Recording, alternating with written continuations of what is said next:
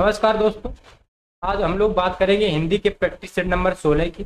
और ये जो प्रैक्टिस सेट हिंदी का चल रहा है ये कांस्टेबल भर्ती परीक्षा को टारगेट करके चलाया जा रहा है। चलते हैं सीधे प्रश्नों की तरफ और आप ये प्रैक्टिस सेशन करते चलिए। विश्वास मानिए कि आप 37 में 34-35 प्रश्न जरूर कर पाएंगे, अर्थात आपके 68 से 70 नंबर केवल हिंदी में कवर होंगे। कहता है कि पहला प्रश्न है, वंद का विलोम शब्द क्या है। अब वंद कोई बहुत बड़ा शब्द नहीं है।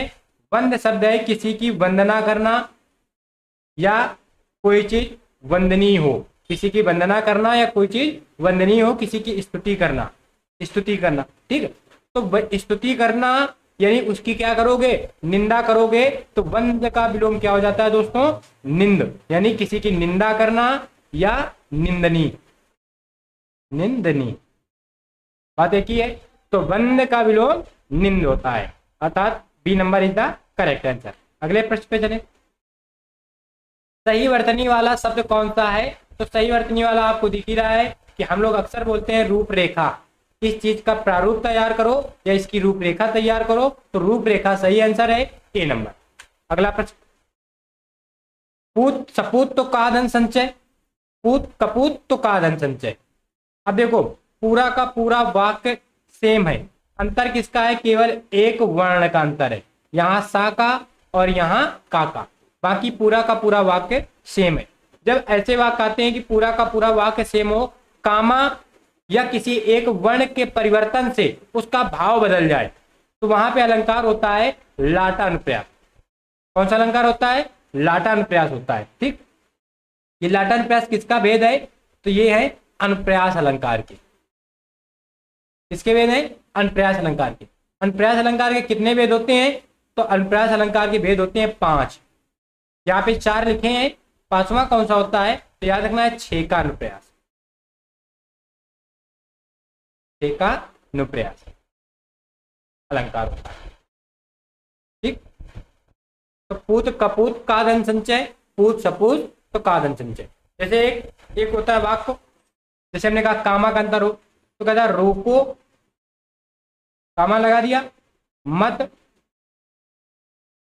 जाने दो, पहला वाक्य हो गया। फिर कह रहा रोको मत, फिर कामा लगा दो, रोको मत और अब लिख दो जाने दो। पूरा का पूरा वाक्य सेम है, किसका अंतर है, केवल कामा का अंतर है। रोको मत जाने दो, पहले वाले का भाव अलग जा रहा है, पहले वाले वाक्य का भाव अलग जा रहा है। फिर दूसरे में कह रहा है कि रोको मत जाने दो, इसका भाव अलग जा रहा है। तो यहाँ पे कौन सा अलंकार होगा, तो यहीं पे लाटानुप्रास होता है। अगले प्रश्न पे हम लोग बात करें,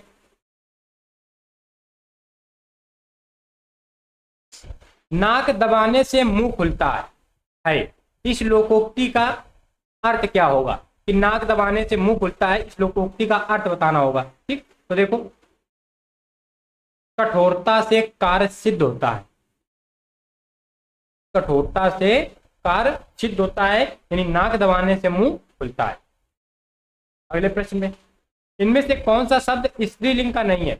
हमने कई बार आपको बताया कि जब भी स्त्रीलिंग या पुल्लिंग की बात करें या आपको एक वचन या बहुवचन की बात करें, आप उन शब्दों का वाक्य प्रयोग कर लोगे। अब कहते हैं स्थान अच्छा होता है कि अच्छी होती है, तो स्थान अच्छा होता है।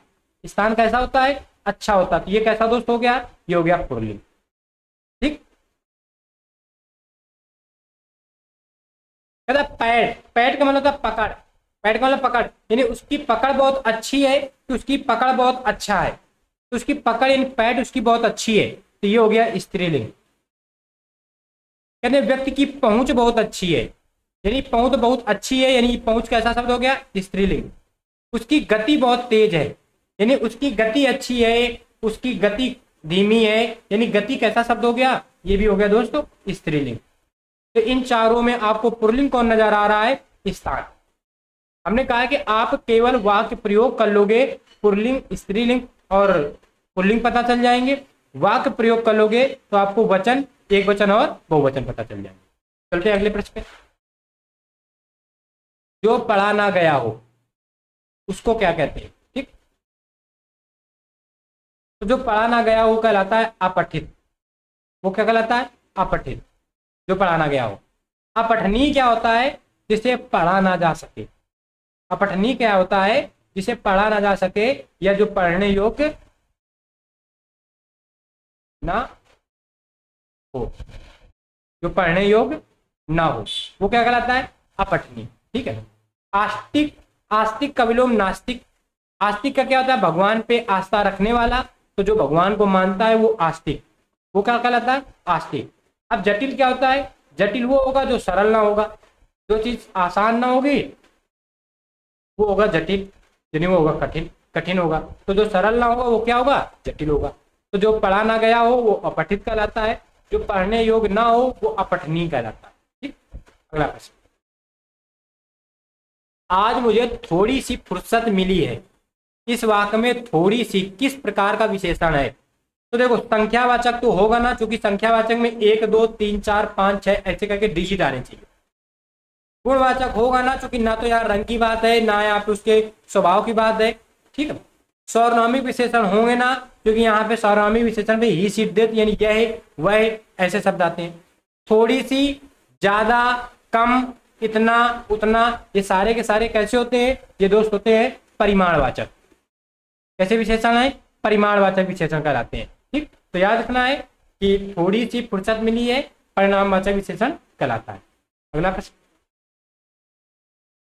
फिर कह रहा है इनमें से स्त्रीलिंग शब्द कौन सा है?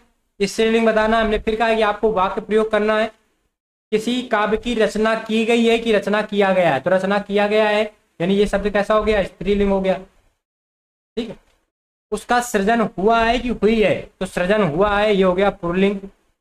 समायोजन अच्छा है, समायोजन जो है उसका जो आयोजन है वो बहुत अच्छा है, समायोजन अच्छा है, यानी ये दोस्त हो गया पुल्लिंग। कहते हैं फला पत्रिका के संपादन या फला पत्रिका का संपादन कहाँ से होता था? तो संपादन होता था ना कि होती थी, यानी कैसा हो गया?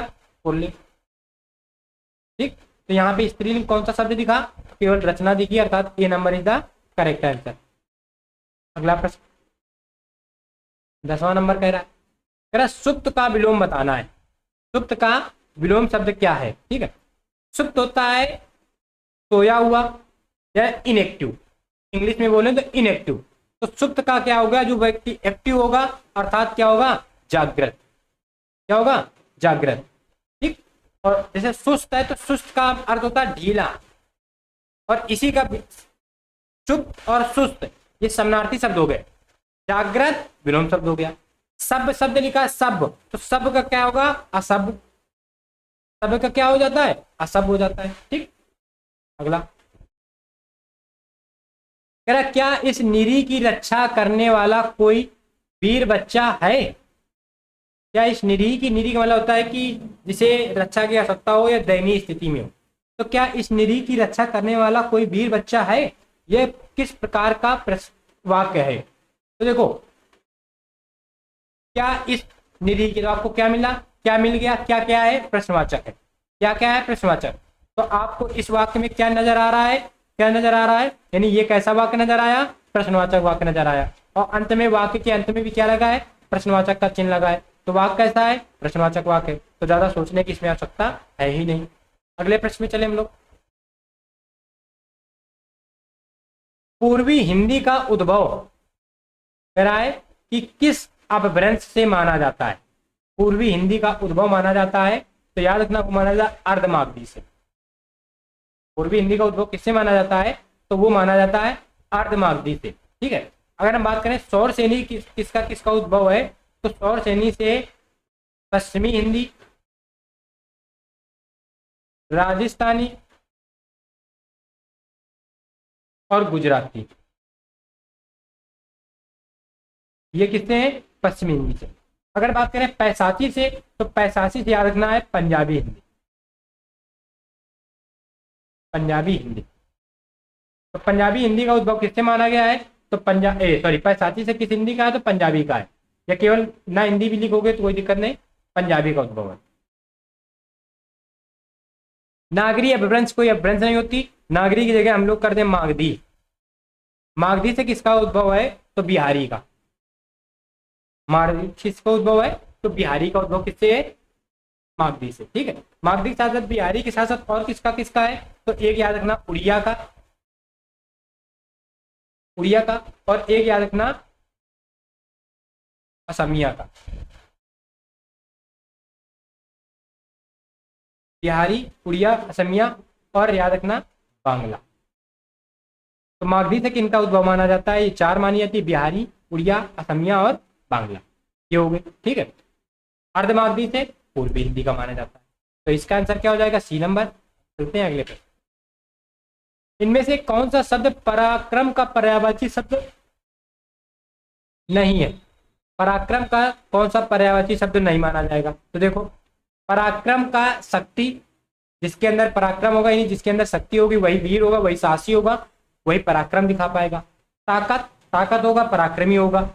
पुरुषार्थ भी पराक्रम का समानार्थी पर्यायवाची शब्द है। पराक्रम से गरिमा का कोई मतलब नहीं। गरिमा का माना गया जाएगा प्रतिष्ठा, गौरव, प्रभुता, ये सब गरिमा के समानार्थी यानी फेमस, रिस्पेक्ट। ठीक, तो ये गरिमा के पर्यायवाची शब्द है। पराक्रम का गरिमाना होगा, अर्थात इसका D number is the correct answer माना जाएगा। अगला प्रश्न, आपसे अरसे के बाद मुलाकात हो रही है। आपसे कहते हैं कि बहुत दिन बाद एक लोकोक्ति चलती है, मुहावरा चलता है, ईद का चांद होना, यानी बहुत दिनों बाद दिखाई पड़ना। बहुत दिनों बाद जब दिखाई पड़ना तो इसका दिन का कहाँ जा रहा है अर्थ? दिन का अर्थ जा रहा है समय पे, समय पे जा रहा है। तो एक अरसे के बाद मुलाकात होना यानी बहुत समय बाद मुलाकात होना, और समय का अर्थ क्या होता है? काल। तो इसमें कौन सा विशेषण माना जाएगा? तो दोस्तों माना जाएगा कालवाचक विशेषण। कौन सा विशेषण है? तो दोस्तों कालवाचक विशेषण। अगला प्रश्न, इनमें से कौन सी बोली पहाड़ी बोली है? पहाड़ी बोली बताना है। तो देखो देखो, मगही ये बिहारी के अंतर्गत आ जाती है, मैथिली, मगही, भोजपुरी इसके अंतर्गत, बिहारी के अंतर्गत। तो बिहारी तो पहाड़ी बोली नहीं है। बघेली, बघेली आ जाती है पूर्वी हिंदी के अंतर्गत, यानी अवधी, बघेली और छत्तीसगढ़ी, ये तीनों किसकी हैं? पूर्वी हिंदी की है। भोजपुरी बिहारी हिंदी के अंतर्गत आ जाती है।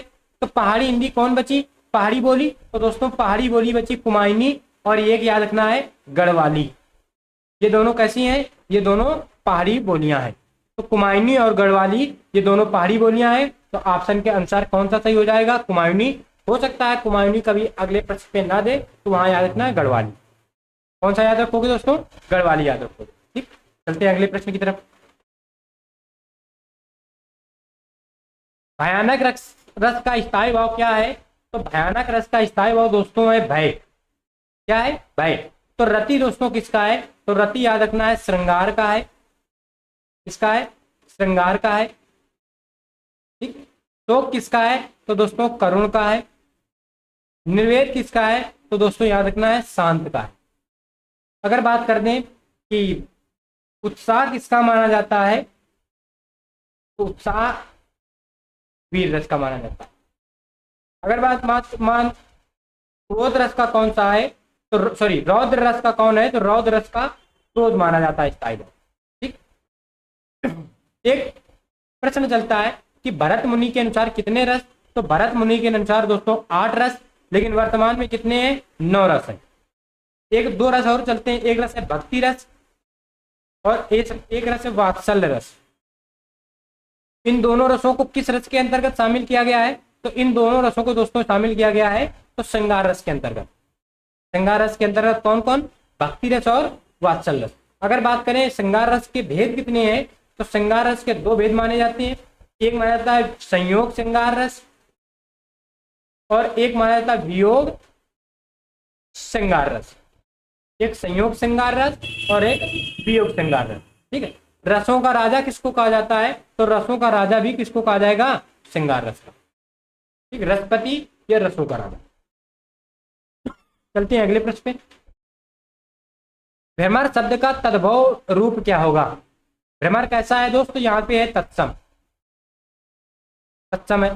तो भ्रमर का तद्भव क्या हो जाता है? भौरा, भौरा। और देखो आपको भौरे के ऊपर अनुस्वार दिख रहा होगा, तो दोस्तों ये माना अनुस्वार नहीं है, ये अनुनासिक यानी चंद्र बिंदु है। लेकिन जब भी कोई वर्ण आया और उसके ऊपर अगर मात्रा आ गई तो चंद्र बिंदु की ये चांद हट जाती है। चांद हट जाएगी, केवल बिंदु बिंदु बचती है। तो भौरा के साथ में चंद्र बिंदु है, चंद्र बिंदु। तो भौरा का उच्चारण अनुनासिक पे करोगे, ना कि अनुस्वार पे करोगे। ठीक, तो ये कैसा है, ये अपना तद्भव शब्द है। कौन? भौरा तद्भव शब्द माना जाता है। अगले प्रश्न पे चलते हैं हम लोग।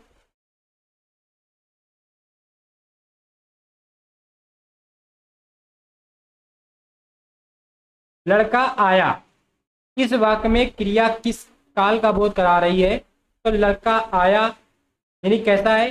तो सामान्य सी बात है। कैसी बात है? सामान्य सी बात है। और सामान्य सी जब बात है और कैसी क्रिया कैसी दिख रही है? क्रिया दिख रही है भूत की। क्रिया कैसी दिख रही है? क्रिया भूतकाल की दिख रही है। और सामान्य सी बात है तो कौन सा माना जाएगा? तो सामान्य भूतकाल माना जाएगा। हाँ, यहीं पे अगर आया जाता कि लड़का आया है, लड़का आया है, तो ये प्रश्न हो जाता है आसन्न भूतकाल का। आसन्न भूतकाल। भूतकाल के भेद कितने होते हैं? तो भूतकाल के दोस्तों भेद होते हैं 6। भूतकाल के भेद कौन होते हैं? 6। छो आप साथ साथ रिपीट करोगे। सामान्य भूतकाल, अपूर्ण भूतकाल, पूर्ण भूतकाल, आसन्न भूतकाल, संदिग्ध भूतकाल, हेतु हेतु मद भूतकाल। 6 भेद हो गए। ठीक, अगले प्रश्न पे चलते हैं हम लोग। यथा समय शब्द में कौन सा समास माना जाएगा? तो दोस्तों आपको दिख रहा है समय यहाँ पे मूल शब्द है, और मूल शब्द से आगे कोई शब्द जुड़ा है आके तो वो कहलाता है उपसर्ग। वो क्या कहलाता है दोस्तों? उपसर्ग कहलाता है। तो उन 6 समासों में कौन सा ऐसा समास है जो उपसर्ग की सहायता से बनता है? यानी वो समास कहलाता है अव्ययी भाव समास। कौन सा समास है? अव्ययी भाव समास। द्विगु समास की बात करें तो द्विगु समास का दोस्तों पहला शब्द कैसा होता है? तो पहला शब्द याद रखना है संख्यावाची होता है।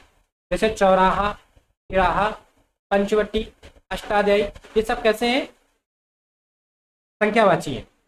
बहुब्री समास देवी देवताओं को समर्पित समास, पर्यायवाची वाले शब्द वो समास। बहुब्री समास का जब हम समासिक विग्रह करते हैं तो वाला, वाली, वाले शब्द आते हैं। जैसे हमने कहा दशानन, तो दशानन से आपको सीधे समझ में आया कि रावण की बात कर रहा है, अर्थात कौन है? बहुब्री समास है। हमने दशानन का किया समासिक विग्रह, तो दशानन का जब समासिक विग्रह कर रहे हैं तो 10 सिरों वाला क्या नजर आ रहा है? 10 सिरों वाला। तो समासिक विग्रह पर, समासिक विग्रह करने पर वाला, वाली, वाले जैसे शब्द आ रहे हैं तो कौन सा समास है? अपना बहुब्री समास। अगर बात करें कर्मधारय समास की तो कर्मधारय समास में एक विशेषण होगा, एक विशेष होगा। जैसे पुरुषोत्तम, पुरुषों में कैसा है? उत्तम है। पुरुषों में कैसा है? उत्तम है। तो पुरुष कैसा है? विशेष।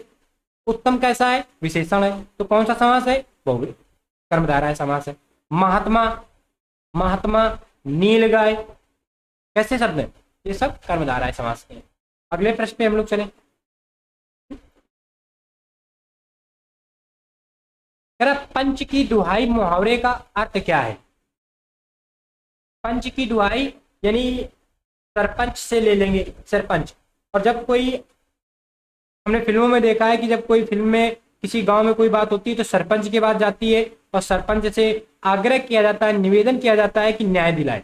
यानी पंच से दुहाई करना, सहायता की पुकार करना। C number is the correct answer. अगला प्रश्न, बुद्धिमान शब्द में कौन सा प्रत्यय लगा है? तो बुद्धिमान में दोस्तों प्रत्यय लगा है मान। मूल शब्द क्या है दोस्तों? तो मूल शब्द अपना है बुद्धि, और क्या लग गया? मान। तो बुद्धिमान में कौन प्रत्यय हो गया? तो मान प्रत्यय हो गया। जैसे शक्तिमान, आयुष्मान, ये सब कैसे मान प्रत्यय से बनने वाले शब्द हैं। इस करुणा कलित हृदय में, इस करुणा कलित हृदय में अब करुणा कलित रागिनी बजती है। इस करुणा कलित हृदय में करुणा कलित रागिनी बजती है। करुणा कलित अभिव्यक्ति में कौन सा अलंकार है? तो का वर्ण की आवृत्ति 2 बार हो रही है। जब का वर्ण की आवृत्ति केवल 2 बार हो, केवल 2 बार, तो वहां पे, या केवल का नहीं, किसी भी वर्ण की आवृत्ति किसी भी वाक्य में केवल 2 बार हो, 2 से अधिक बार ना हो, तो वहां पे याद रखना है 6 का अनुप्रास होता है। वहां पे कौन सा अलंकार हो जाता है? 6 का अनुप्रास अलंकार हो जाता है। यहीं पे अगर 2 से अधिक बार हो जाती, यहीं से अगर 2 से अधिक बार हो जाती, जैसे तरनी तनुजा तट तमाल तरुवर बहुचाय, यानी ताता की आवृत्ति कई बार हुई है, ताता की आवृत्ति हमने कई बार की, तो वहां पे वृत्तानुप्रास हो गया, वहां पे कौन सा हो गया, वृत्तानुप्रास हो गया। ठीक, बात करें श्रुत्यानुप्रास, जो सी नंबर पे लिखा है, श्रुत्यानुप्रास पे मूर्धन वाले वर्णों की या किसी एक वर्ग, हिंदी में वर्ग कितने, 5, तो किसी एक वर्ग के वर्णों की अधिकता सबसे ज्यादा होगी, और कहीं कहीं आपको डिजिट में मिलेगी, तो एक वर्ग के जो वर्ण होंगे वो 80% से भी ज्यादा प्रयोग किए जाएंगे। हालांकि ये एग्जाम में कभी आपसे पूछता नहीं। अंत्यानुप्रास की बात करें, अंत्य से याद रखना अंत, और अंत में वाक्य के अंत में राइमिंग वर्ड्स होंगे, अर्थात जैसे गाना हम लोग गाते हैं, कोई चौपाई कहते हैं, शेरो शायरियां कहते हैं, जैसे बंदो गुरुपद पदम परागा सूरज सुभाष सूरज अनुरागा, तो बाद में राइमिंग वर्ड मिले गागा, तो कौन सा अलंकार, अंत्यानुप्रास अलंकार। ठीक, लाटानुप्रास एक होता है, क्योंकि अनुप्रास के 5 भेद हैं, 4 तो यहाँ पे हो गए, विस्तार की बात कर ली गई। लाटानुप्रास में क्या होता है कि या तो कामा का अंतर होगा या फिर किसी एक वर्ण का अंतर होगा, और इससे पहले लाटानुप्रास का हमने उदाहरण देखा था, पूत कपूत तो का धन संचय, पूत सपूत तो का धन संचय। ठीक, रोको मत जाने दो, रोको जाने मत दो। ठीक, तो ये सब किसके, अनुप्रास अलंकार के भेद है। तो ऑप्शन के हिसाब से अपना कौन सा सही है, A number is the correct answer. अगले प्रश्न में आ जाए, कह रहा है कि इनमें से कौन सा शब्द विहंग शब्द का अर्थ नहीं है। तो देखो, विहंग का तो पक्षी होता ही होता है, विहंग का पक्षी होता है। पंछी कैसे चलते हैं, आकाश में उड़ते हैं, तो आकाश में कौन उड़ता है, विमान, विमान उड़ते हैं। आकाश में क्या होते हैं, बादल भी उड़ते हैं, बादल भी चलते हैं। तो विमान, पंछी और बादल, ये किसके हो गए, विहंग के समानार्थी शब्द हो गए, यानी पर्यायवाची शब्द हो गए। लेकिन विलास, विलास विहंग शब्द का अर्थ नहीं है, विलास विहंग शब्द का अर्थ नहीं है। अगले प्रश्न पे चले, कह रहा प्रभु जी तुम चंदन हम पानी, निम्न में से किसकी रचनाएं, किस संत की रचनाएं हैं। तो हमने कहा है कि कई ऐसे किसी किसी रचनाकार की कुछ पंक्तियां पूछ देता है, ये बहुत रेयर पे है कि आप कोई नई रचना पूछ दे और आप बता लें हम लोग, क्योंकि साहित्य में इतनी ज्यादा पकड़ नहीं रखनी है। साहित्य से प्रश्न इस टाइप के 1 या 2 बनते हैं, किसी किसी सेट में बनते हैं।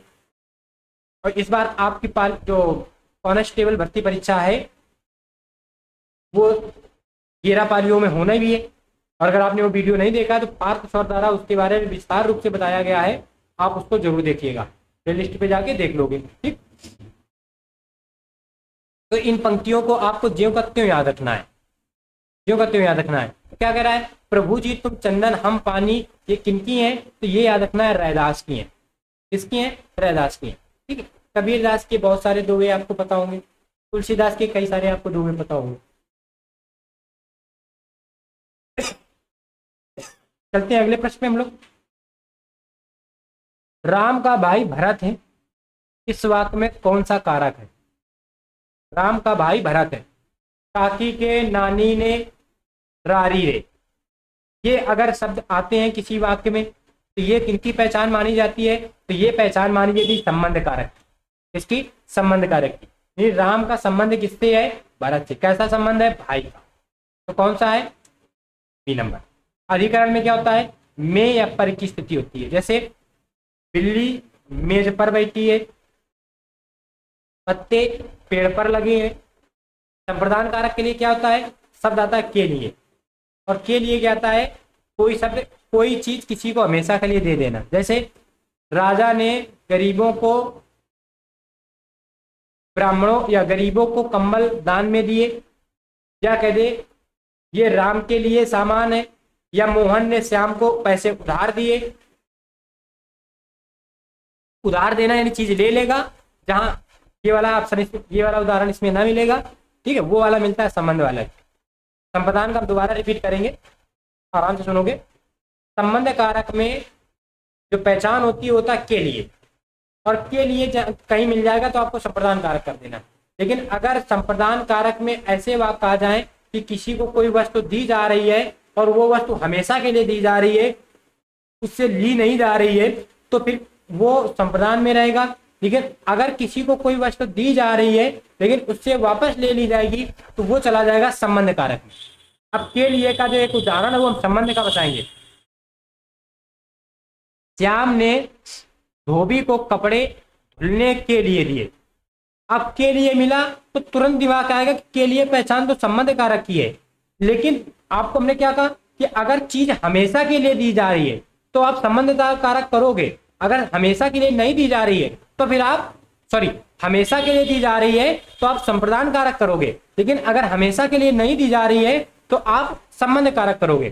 धोबी को कपड़े धुलने के लिए देना यानी उससे कपड़े ले लेना है, उसको हमेशा के लिए नहीं दे रहे, तो यहाँ पे संबंध कारक।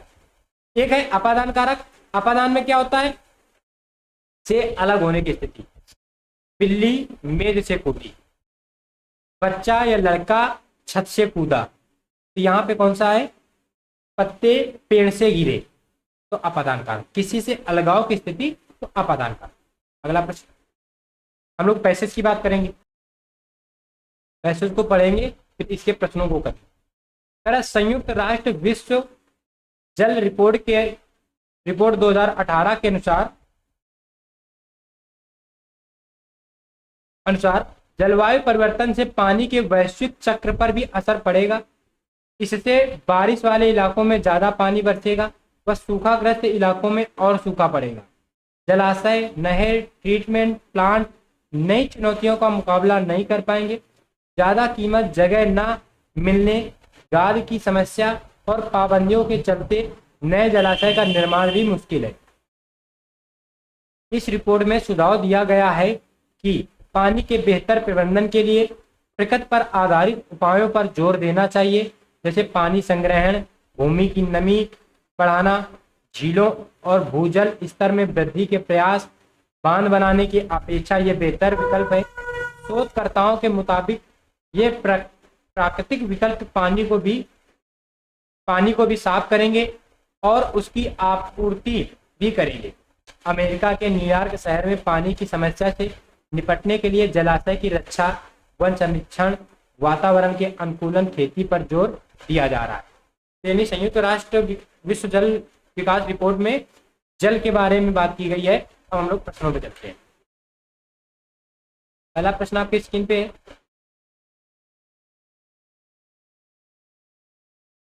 साफ दिख रहा है आपको? ठीक है।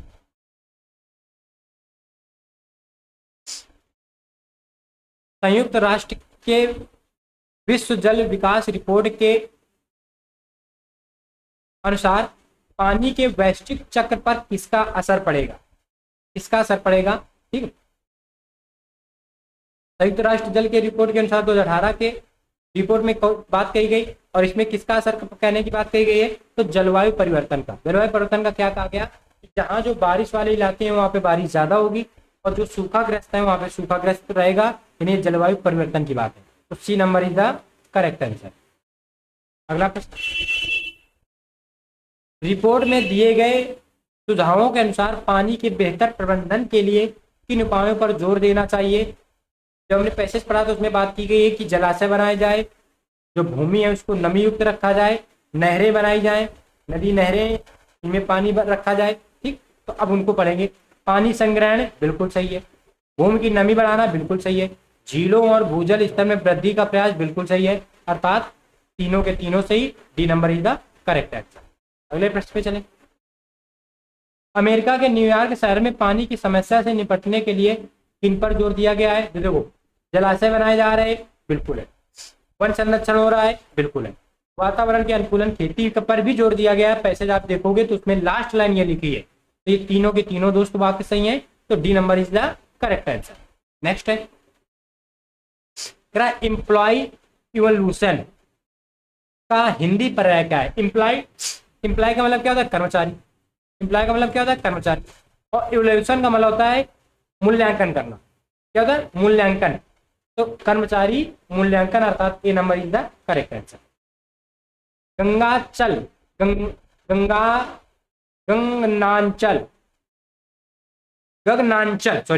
गगनांचल हिंदी पत्रिका के प्रकाशक कौन है?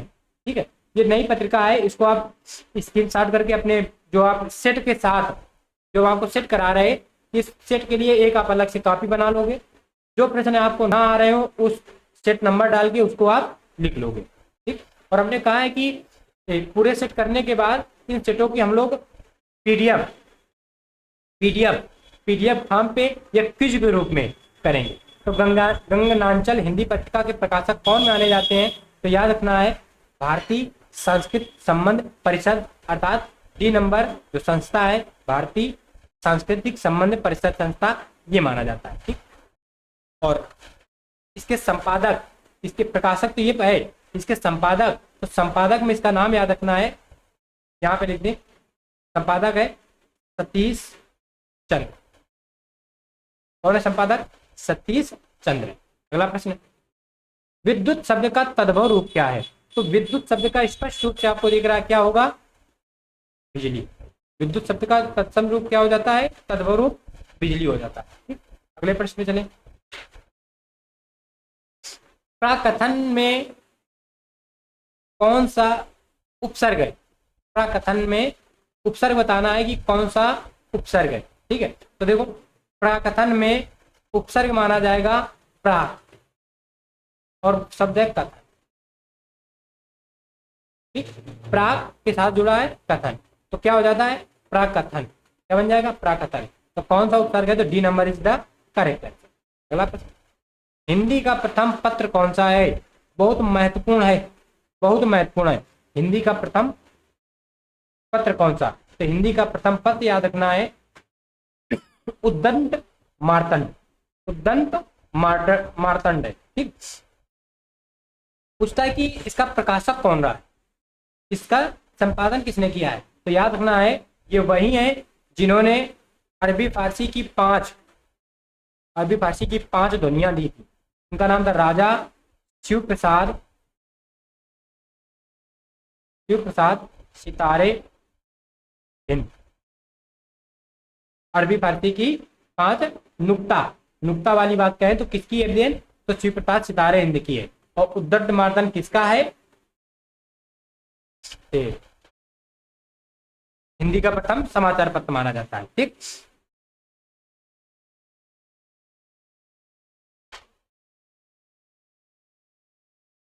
एक मिनट रुकिएगा, थोड़ा सा गलती थोड़ी सी हो गई। जो हमने शिव प्रसाद की बात कही है, शिव प्रसाद सितारे हिंद, ये है बनारस पत्रिका के संपादक, बनारस पत्रिका के, ठीक।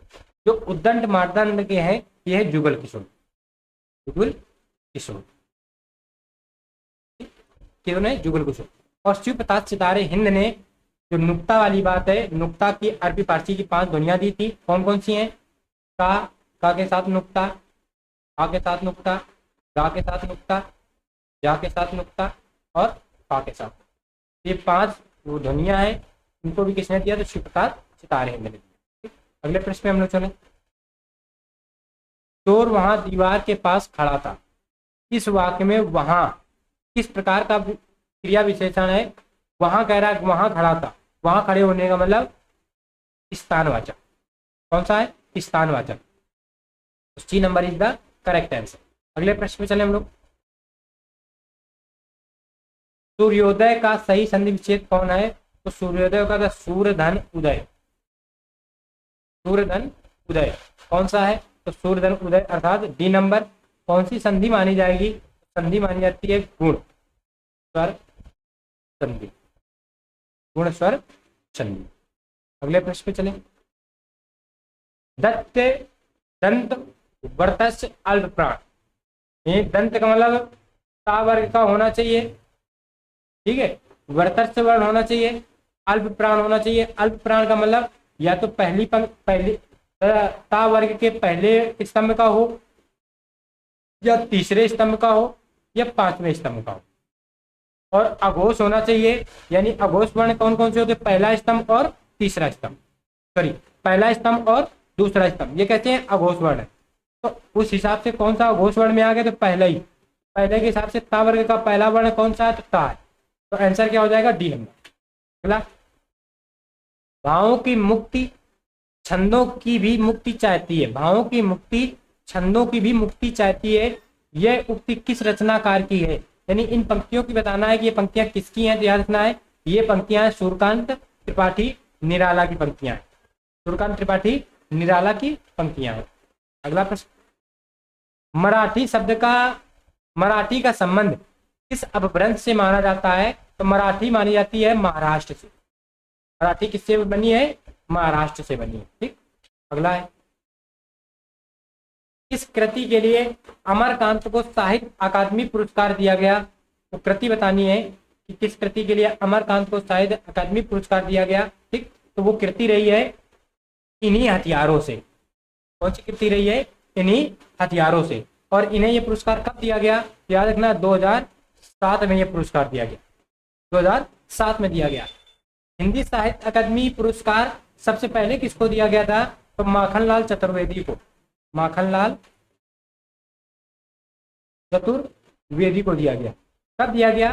तो 1955 में। किस रचना में दिया गया? तो हिम तरंगिणी में। हिम तरंगिणी में दिया। ठीक। अगला प्रश्न, और आज की क्लास का ये अंतिम प्रश्न होगा। चलते हैं। 8वां विश्व हिंदी सम्मेलन कहाँ संपन्न किया गया? तो 8वां विश्व हिंदी सम्मेलन 2007 में संपन्न किया गया। और ये कहाँ किया गया? तो न्यूयॉर्क, अमेरिका के न्यूयॉर्क शहर में संपन्न किया गया। तो 8वां विश्व हिंदी सम्मेलन न्यूयॉर्क, अमेरिका में संपन्न किया। पहला कब हुआ था? तो 1975 में हुआ। तो अपने 40 प्रश्न कंप्लीट होते हैं। हमें आशा है कि आपको ये प्रैक्टिस सेशन बहुत ही अच्छा लग रहा होगा। आपकी जो भी कमेंट्स हुआ करें जरूर आप बताइएगा। किसी भी प्रश्न में कोई समस्या हुआ ना करे जरूर आप बताओगे। अगले वीडियो में पहले हम उस समस्या को हल करेंगे और फिर हम लोग नए प्रश्नों की चर्चा किया करेंगे। तो दोस्तों मिलते हैं नेक्स्ट वीडियो पे। तब तक के लिए सभी को नमस्कार, जय हिंद, वंदे मातरम।